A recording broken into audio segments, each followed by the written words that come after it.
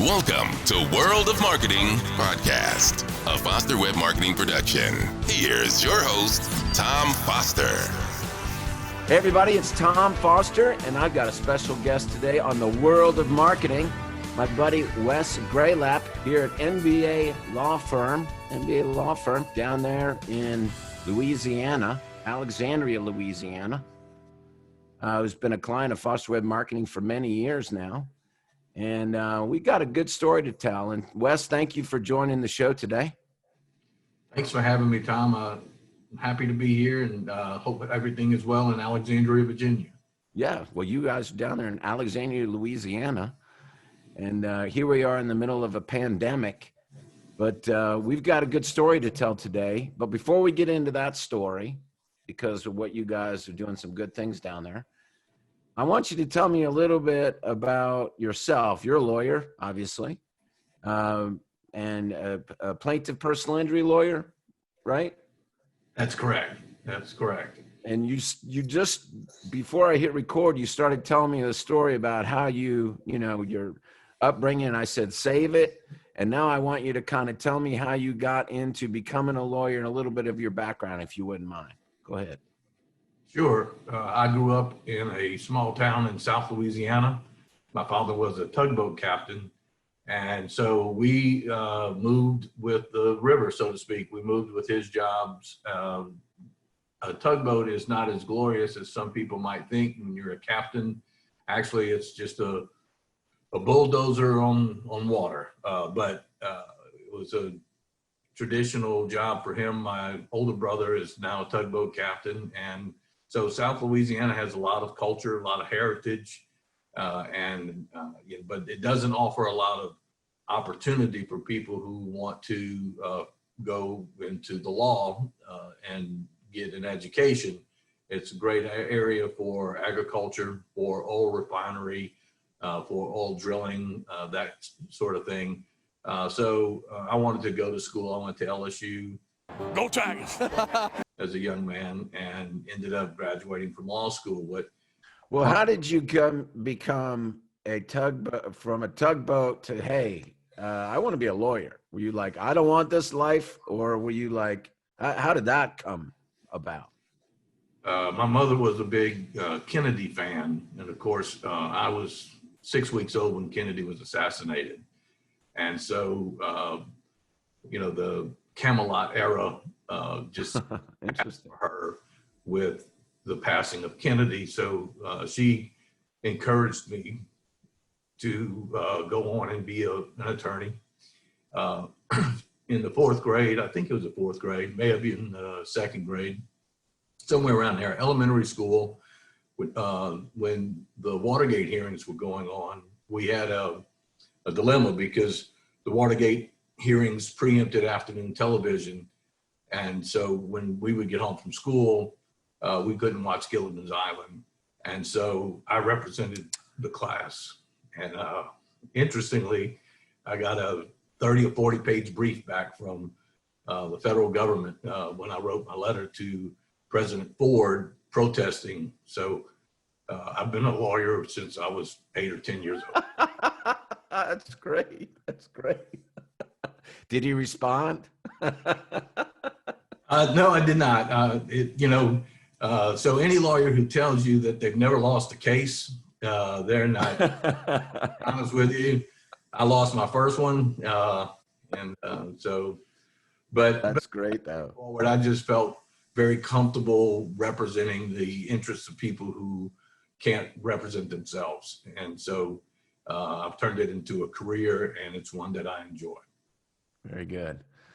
Okay, so now that's what got you. And so what brought you to NBA? I had never been north of I-10, which is the interstate highway that travels from, let's say, San Antonio through Houston, Baton Rouge, New Orleans, and on into Florida, the Panhandle. But I graduated from LSU's law school and had some mentors there who knew our senior partner, Richard Arsenault, and they introduced me. And I came on across the interstate and came on up to Alexandria, and Richard and I hit it off. He liked the fact that I had a background in maritime with my father's job and my brother's position. So we got to talking, and the next thing you know, I moved my family here to Alexandria and have been here for 28 years. Wow. How long you been with the firm? 28 years. Fantastic. And Richard is himself a very accomplished attorney. Absolutely. It's a great deal of pressure to have someone with so much success and such a hard work ethic be your mentor. Yes. Yes. But I welcome it, and Richard is a great man. He's a great man, and it's a great honor having you all as a client of Foster Web Marketing, and I thank you all very much for the years that we've been together, and you guys continuing to choose us as your partner. Well, Foster Web Marketing has brought us into the 21st century and has enabled us to do a lot of things that we never thought were possible, and to keep me from having to dye my hair in order to stay young. Keep fresh, innovative, and so somehow or another that keeps me from aging as much as I probably would have otherwise. So let's talk about that, because this is kind of your brainchild. This and this is kind of the topic of this this podcast that we've been talking about doing for a while. We wanted to have you come up and visit a headquarters in Fairfax before the pandemic hit, and then obviously the pandemic. We've been working on this distracted driving campaign, and I'm going to just show my screen here because I got it up. And why don't you talk a little bit about it and tell everybody what's going on here with this? Well, we were trying to find a way to help people learn about distracted driving, and it occurred to us that it wasn't just the children who were using their phones while they were driving. It wasn't just the elderly who may have wandered off and got distracted. It's everyone. And most of the time, your distracted drivers are those people who are most confident behind the wheel. And so along with Foster and our television partner, Gray Television, our local station, KALB, we developed a distracted driving campaign to end distracted driving. And it's something that our team, I want to make sure and give credit to Lindsay Ewing, our marketing director, and Ashton Brinkley, who assists us from her home. She works from home and is getting her education as a nurse, but she was full-time and was part of the brain trust in developing this. And Lindsay Ewing is carrying it on. In fact, today we are going to the high school that won the distracted driving contest by having the highest percentage of participants take the test. So I'm getting a little ahead of how it works, but I'll take you back to the beginning. When I say we, that includes Foster and Gray Television, but we just had several brainstorm meetings whereby we said, how can we bring this to the public in such a way that we're going to be able to emphasize an end to distracted driving and not emphasize us as distracted driving lawyers, although that is inevitable in the transition, but we didn't want it to be about us. We wanted it to be about the community. So Foster worked really hard. You guys worked really hard at helping us develop an interactive test where you can go to our website, take a 10-part quiz, and at the end of the quiz, you would qualify whether you passed the quiz or scored 100 or not, that you participated. At the end of the quiz, you would be qualified to win a car. We actually gave away a car. And we wanted to tie it to something that America loves, something that we can all tie ourselves to. So we made it around the NFL football season so that each week 5 people would qualify to be in the chance to win the car. So if you took the test and then you entered the weekly drawing, 5 people from each week ended up being 100 people. And so we put the 100 people on a football square. And I'm not certain if everybody knows what that is, but it's where, you could go and buy a square of one of 100, and the numbers come out, and the end of the game tells you which 2 numbers win, and they cross. And so one person wins. And so we tied it to the AFC Championship game, which was KALB's last football game of the season, and the score gave us our winner. And our winner is a lovely lady. Her name is Savannah, and Savannah has become our spokesperson. Oh, that's great.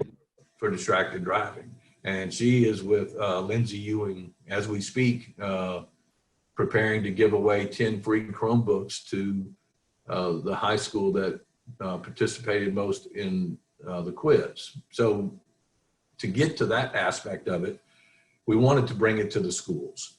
We wanted to, and so again, Foster played a great role in this, but we designed a course for teachers to teach, and we were prepared to have the teachers be able to choose how they educated their children, how they used the course to educate the children about distracted driving.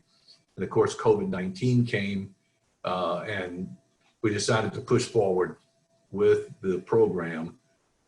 And the Rapides Parish School Board, which is here in Alexandria where we live, was great about cooperating with us. The teachers working from home were fantastic. We had over 60% of the eligible schools participate while everyone is at home. So, and I'll be honest with you, sometimes you got to get lucky. We planned to do this in April, and we did not know that April was Stop Distracted Driving Month. Sometimes you just got to find a acorn every now and again, right? Right. So our campaign went all the way through April, and we had great participation. The schools did a fantastic job of getting the word out. The children were actually genuinely interested in it, and the winning school who had the most kids participate, we're giving them 10 free Chromebooks to help in their education process. And so this is something that's going to evolve. It's something that we're going to continue to do. It's something that we're willing to share with other firms across the country. How we share it and what we do and all that's yet to be determined, because this is brand new. But it's something I'm very proud of. I've been involved in marketing at Neville Beer and Arsenault for 25 years now.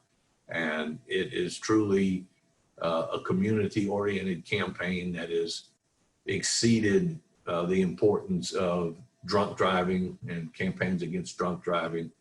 There's only a few of us drive drunk, and it's tragic when it happens. But all of us drive distracted, and it's something that the public needs an education about. And I like how, you tied in the Chromebooks during this, once again, it's kind of serendipity. As you said, there was a lot of things that happened that weren't really thought about. And here they are, April distracted driving. Here we have a pandemic. Schools are shut down. Everybody works at home. Let's give out Chromebooks because everybody's on Zoom now. That a lot of these things kind of lined up and to work out. And what a great thing that you guys have done for the community. And just what you just said about offering this to other firms as a leadership model for others to help other communities. Just a great testament to what you guys are doing down there. Well, thank you. It's something that we want to grow. We want to try to expand throughout the state of Louisiana. Anytime you're doing a community, uh, something positive for the community, there's also something positive that comes out of it for the business, and we're not blind to that. But if you do it right, then you're doing it in a perspective where the community appreciates it, and it's not something that you're doing for you to promote your own self-interest. But that does happen along the way. We're speaking to an audience of firms that are looking for strategic ways to promote their firm and to put their firm in a light where their brand is appealing to the public. And so it's not something that we hide in the closet. It's not, pornography. It's not dirty. It's something that comes along with, branding your firm and branding your business. And for those people who are your clients who are not lawyers, you don't have to be a lawyer to brand a topic, to tie yourself to it. And people have done it in many ways in the past. It's history of marketing. It's full of community actions that brand the firm in a positive light. So there's that, and we're happy about that.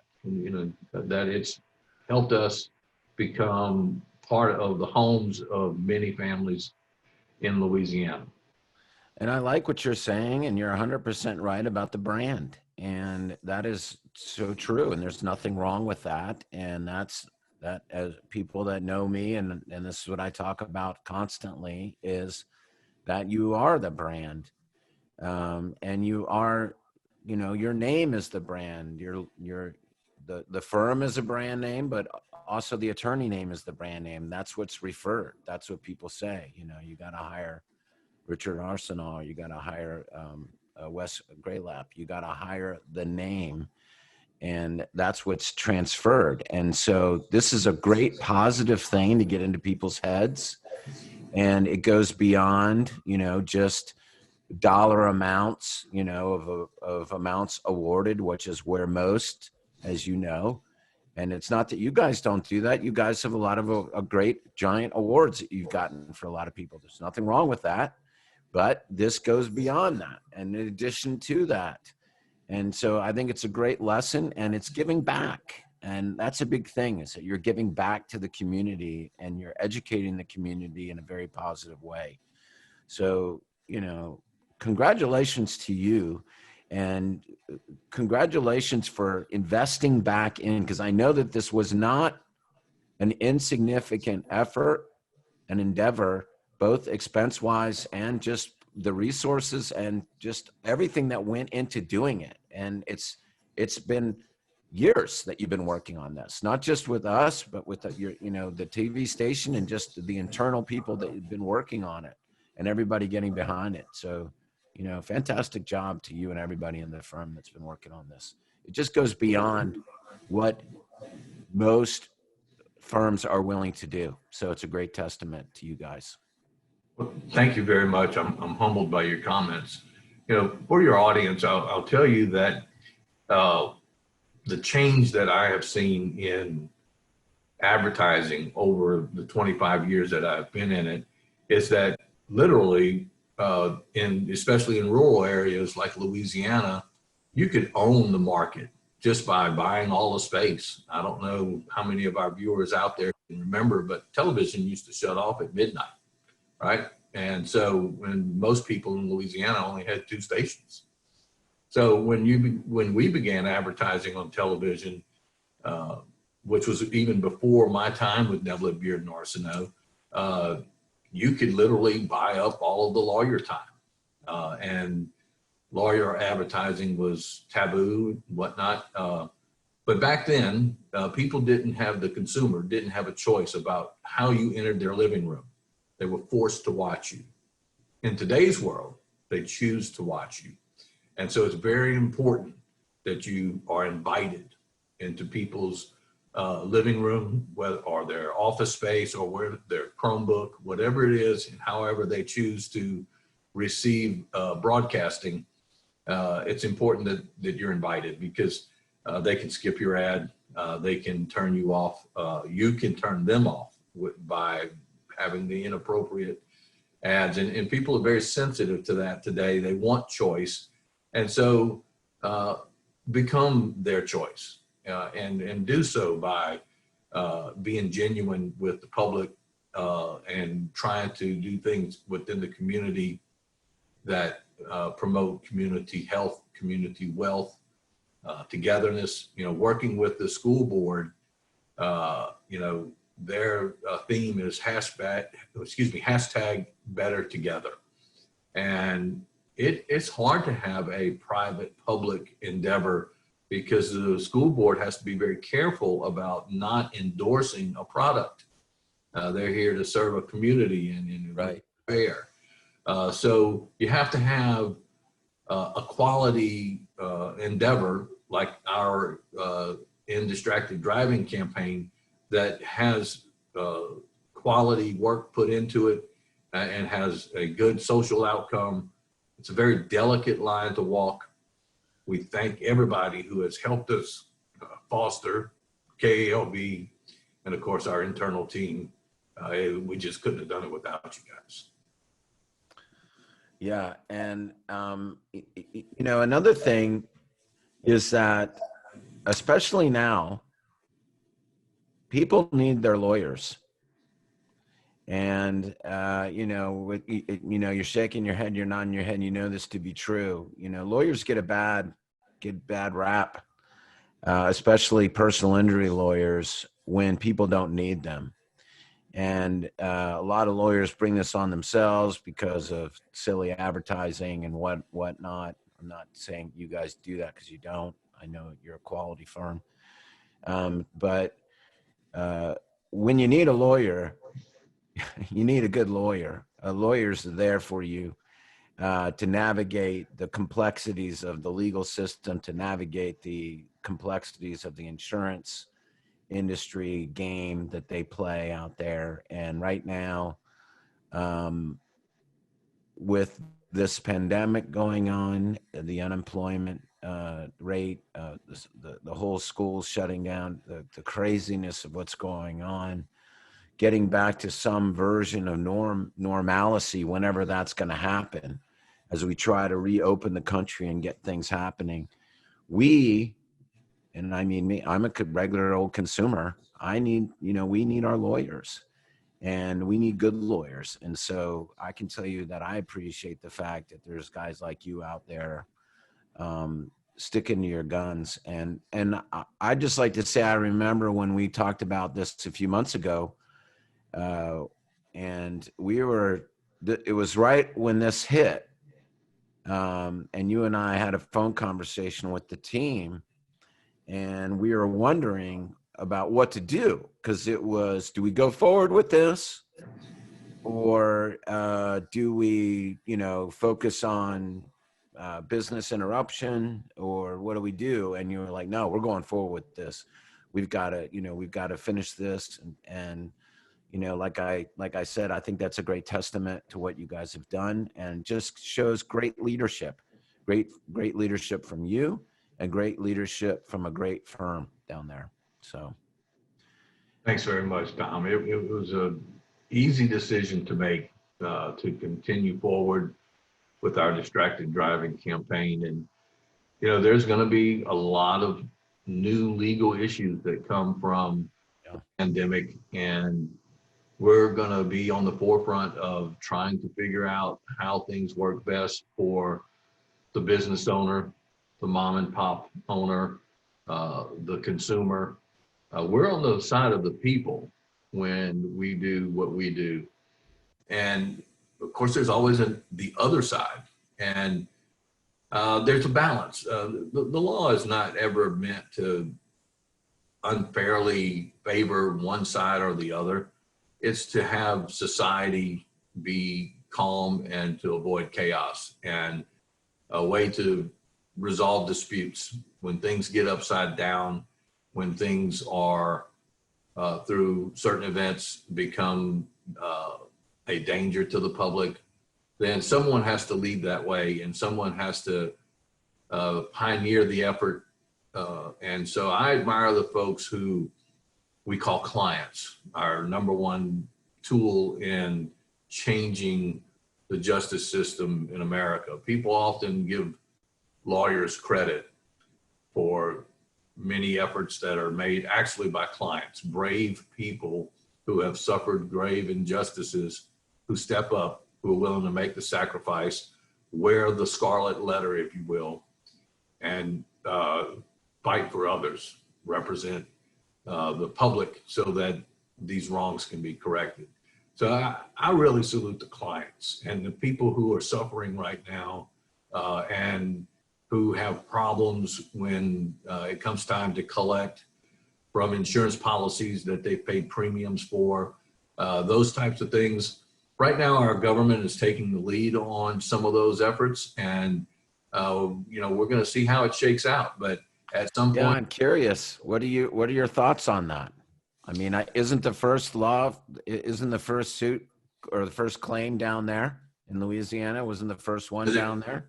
There is a lawsuit in New Orleans that has been filed about the business interruption insurance. There are certain exclusions in business policies about that can be interpreted favorably to the insurance company, and it has to be fair. But I believe that Louisiana is a unique place to have the justice system evaluate and decide how these policies should be interpreted. And the reason I say that is because we had a great deal of litigation regarding wind and flood damage when Hurricane Katrina came through. And that was really the first time that lawyers got involved in homeowners' claims and interpreting policy language and insurance language. So we have experience doing that. Unfortunately, we also had the BP disaster. And so the Louisiana litigants have the ability to figure out how to take on mass litigation and hone it down to where fairness is done, and fairness is done quickly.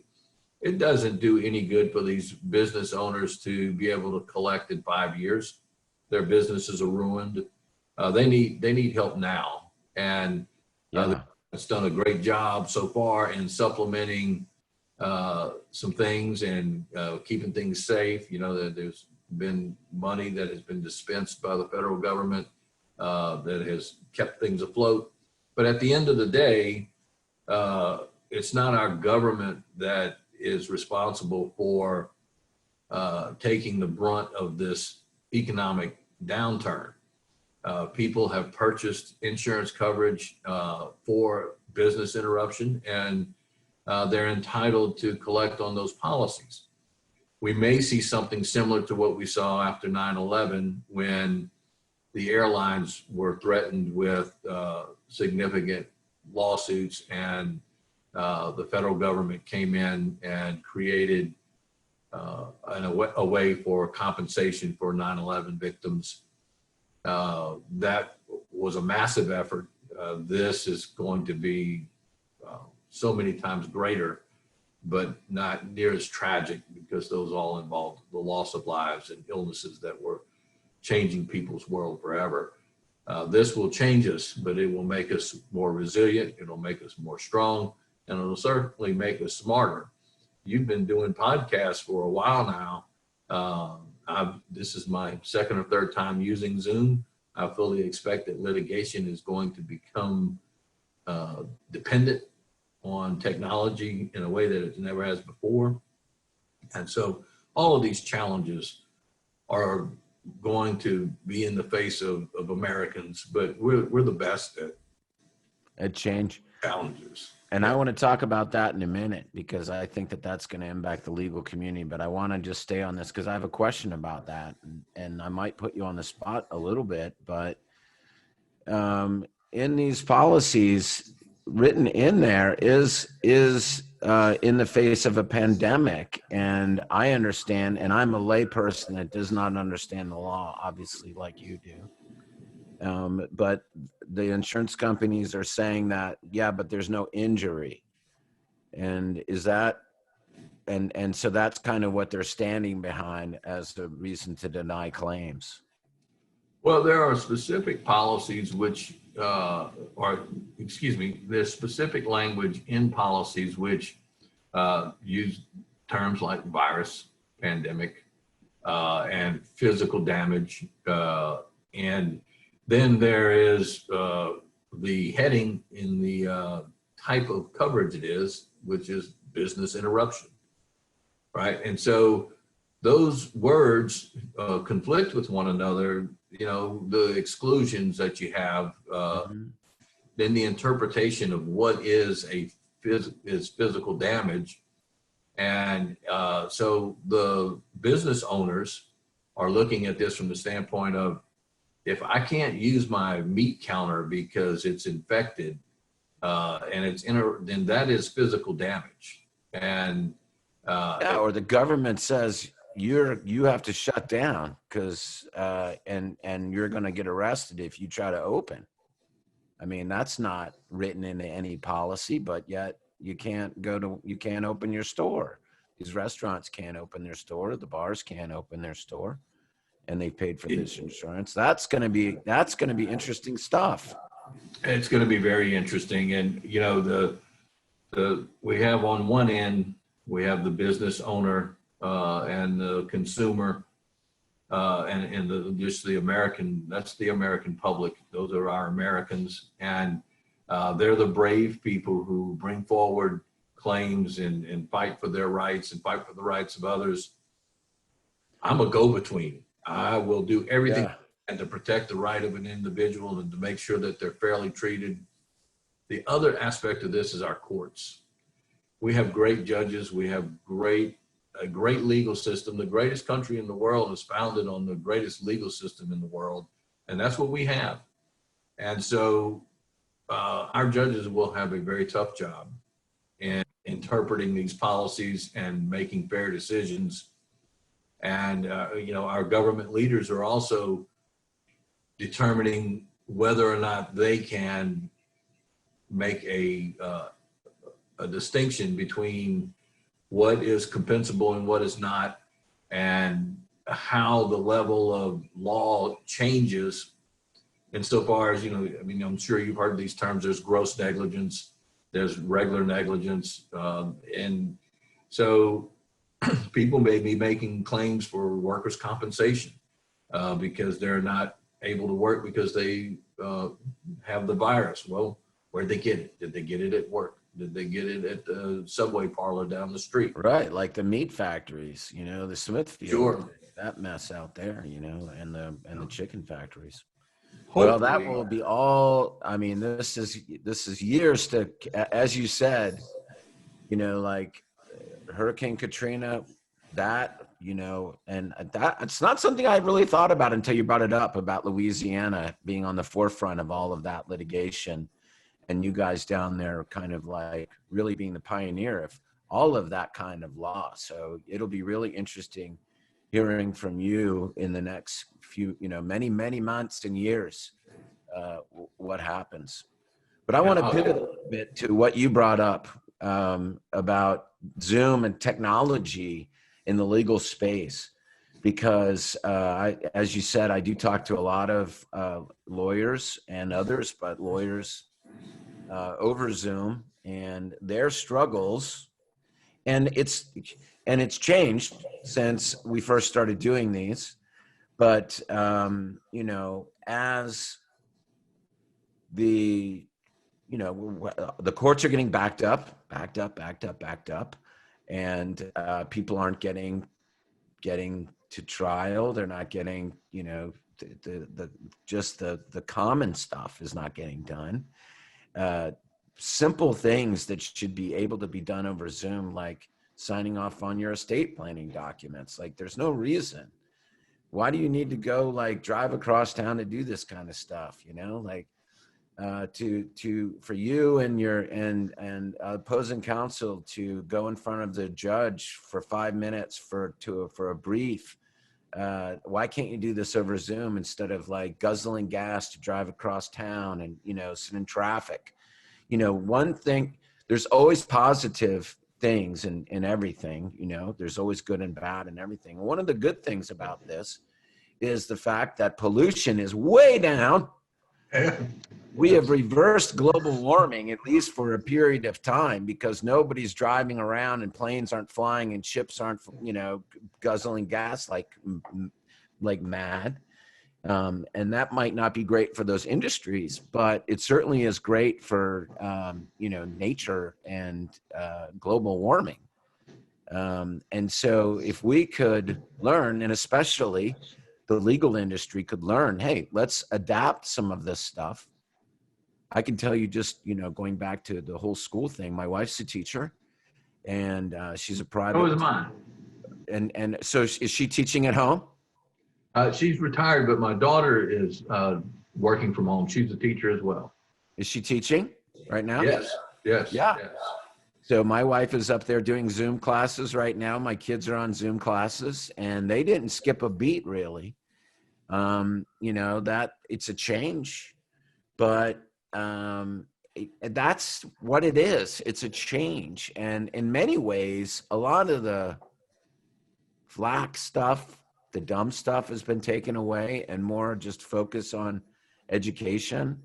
And anyway, adapting to the new normal and being able to embrace technology to reduce pollution, to reduce anxiety and stress, and like everybody's got to be at court to 9:30, you know, only to have the case thrown out or settled or whatever, and everybody's time. You know what I'm talking about? I mean, I do.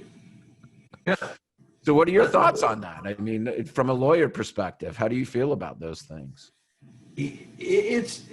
I'll tell you why face-to-face is built into our American justice system, and it's credibility. You know, people get so much more of a feel using their five senses to be able to, in their sixth sense as well, you know, to be able to determine whether or not someone is telling the truth. That's true. And so we, in our evidence laws, a lot of how evidence is interpreted and whether or not it is admissible has to do with people being face-to-face. Has to do, you know, under the hearsay rule, for instance, there's the excited utterance exception. So if you're in the heat of the moment and someone yells out, you know, that's him, and they're pointing at John Wilkes Booth, well, then that person's likely to be accused of assassinating Abraham Lincoln. And so, but if 10 days later, someone says that they heard that John Wilkes Booth shot Abraham Lincoln, well, that doesn't have enough reliability, doesn't have credibility. And so our courts have been built on that. And when we take depositions and whatnot, we haven't had a way to do it beforehand so that people get self-satisfaction. If you're a victim of a crime, or if you're accused of a crime, or if you're involved in a car accident or whatnot, and you want your day in court, there's a reason to call it your day in court. What we have to learn as a society, and what we're learning almost immediately, is that there's a new way to do it. And this has been around for a long time. And like you said, change is inevitable. Positives come from negatives. And that's what we're seeing. And I believe that society is going to stress a whole lot less. Our environment is going to benefit a whole lot more.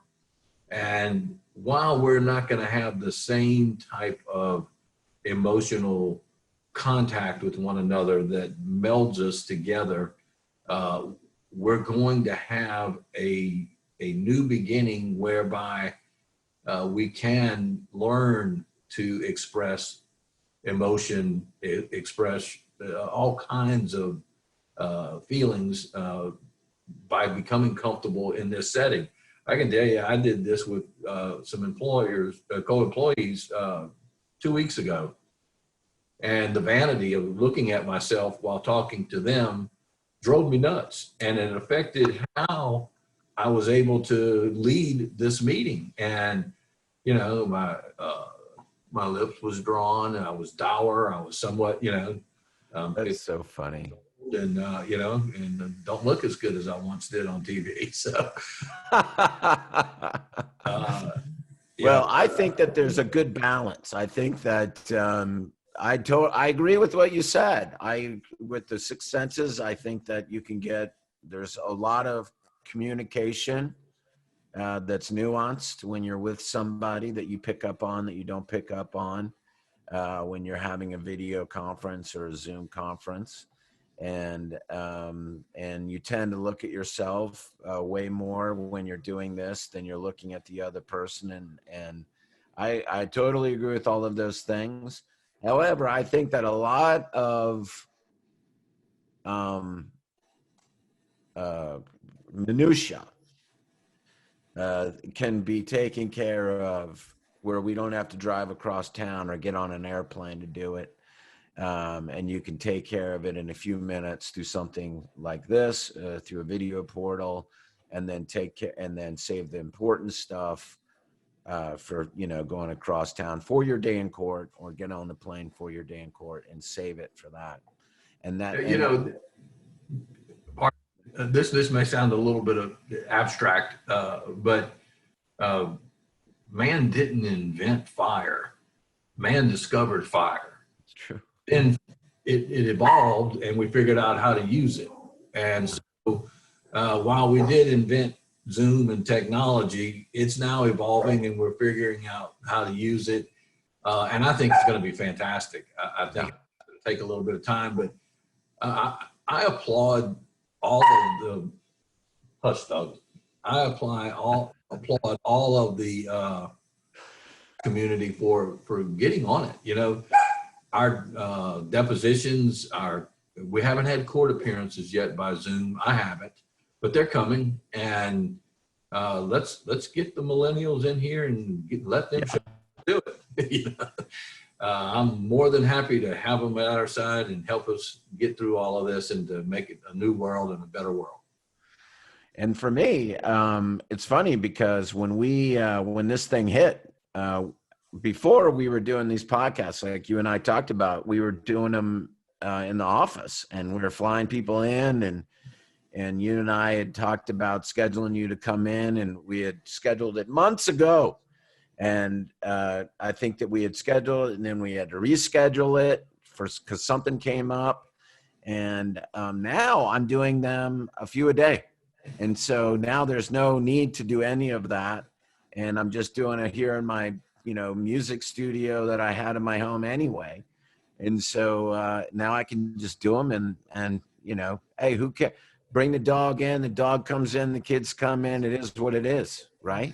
It humanizes everything. Exactly. And I think that's I think I like that much better. And so for me, I'm just going to keep going like this. I might have a few in the office, all in a professional setting every now and then when things go back.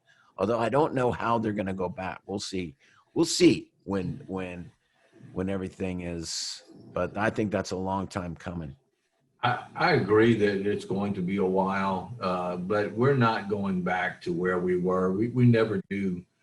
We always advance over these type of tragedies, and I fully expect that lawyering will be done via video conferencing in so many different ways. And I'll tell you, telemedicine immediately evolved. And there's, a medical examination, in a large way needs to be done face to face, so that there can be interaction and touch.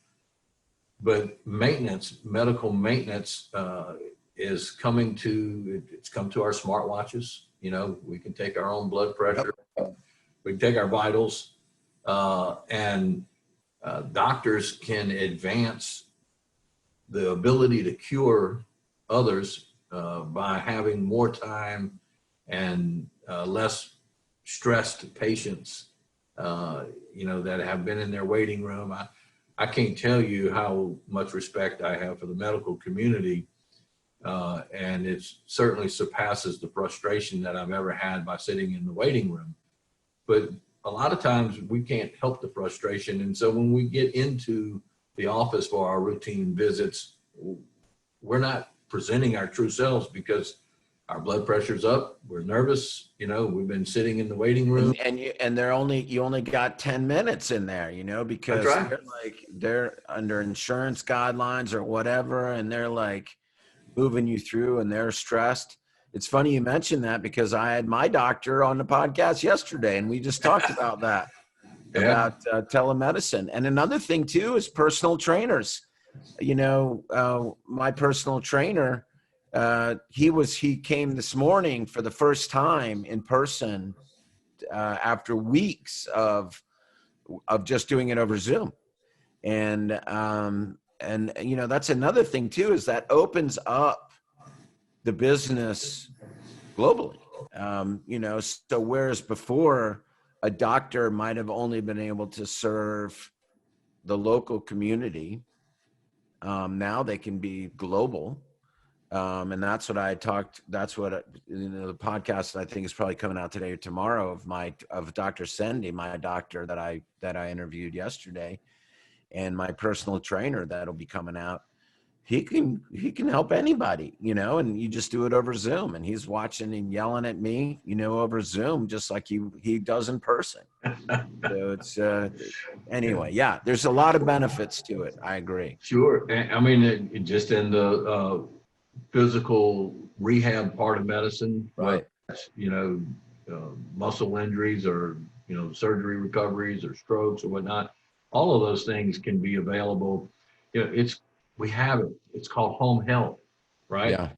And Medicare is a great supporter of home health care, and it keeps us at a social distance to allow our more vulnerable members of society to stay safe. And so it's the new thing, and it's right there on your phone, and it's been there for a long time, Yep. And now we got to use it.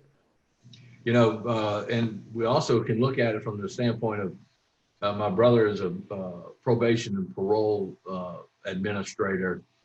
And, so they've had the ankle bracelets and whatnot and all, but they require the people that are on probation and parole, they have to come to the office, they have to do these things.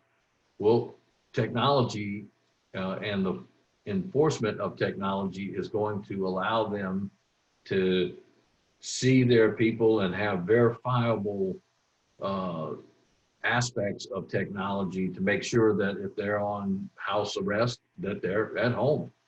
Obviously you can tell that I'm at home because my dog's barking. And one of the things I wanted to point out earlier is that immediately the law is developing in how to make ethical rules about Zoom video conferencing or whatever brand of video conferencing you do to accomplish things so that there's the veracity is protected and that lawyers follow a code so that we know what to expect from one another. And so that's interesting because when we do video depositions for preservation for court, we've been doing those for years. The only person that was on the screen was the witness, and the lawyers were all in the room, and you could hear them talk, but you never see them. But one of the things that's coming about now is, okay, if you're in the room, you're on the camera, right? And that's a protection of what we all seek is truth, so that we can administer justice. So there are seminars ongoing now about how to write an ethics code for the new video conferencing that we're all going to be seeing.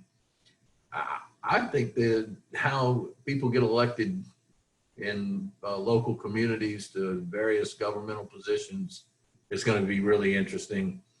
There won't be anybody standing on a stump. There won't be rallies. And the commercials or have a overtone to them where people are being so critical of one another, and unfortunately a little below the belt in a lot of elections. So how are people going to speak to the public when they want to be elected? We're fixing to find out. Yep, we're about to find out, aren't we? This is going to be fascinating. Truly, truly. Well, Wes, I appreciate very much your time today. And I appreciate all your good work down there in Louisiana, you and your partners and Richard, and what you've done for the community. And as I said at the beginning, I appreciate very much you being a client of Foster Web Marketing and working with us. Thank you very much, Tom. This has been energetic. I appreciate it. All right. And you said that you would be willing to talk to other lawyers that would like to follow in your footsteps. And how would somebody get a hold of you? Send you an email? They can send me an email at wgralapp@nbalawfirm.com. Of course, go to our website and fill out something, but just call me. And 318-561-2500, 561-2500.